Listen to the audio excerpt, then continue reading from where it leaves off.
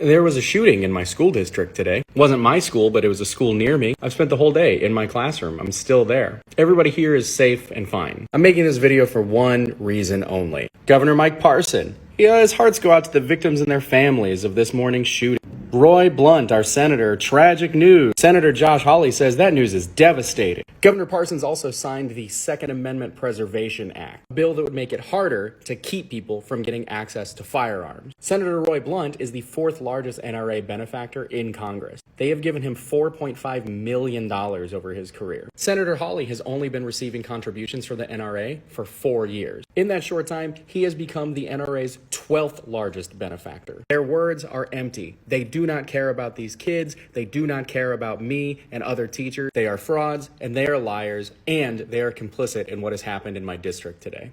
So I consider myself, unfortunately, an incredibly online person, but I didn't hear anything about a school shooting in St. Louis this week, and maybe you didn't either. But in a school with locked doors, 7 armed guards, metal detectors, and extensive shooting drill training, 2 people are dead, a student and a gym teacher. And look at this awful development out of St. Louis from David Hogg, a gun control activist and survivor of the Parkland shooting. He mentioned on Twitter, over 4 years ago, Brian protested with March for Our Lives to demand action on gun violence in our schools and communities. This week, he was shot in both hands and through his neck by an AR-15 at his school in St. Louis. He jumped out of a window to save his life. There is a GoFundMe for Brian right here. You should definitely check it out and donate. We are the only developed country where we are categorically not safe in our schools. And with every new devastating shooting, it's clear we're just tuning them out. We've done so much work to try and address the sickness that is our culture's obsession with easy access to firearms with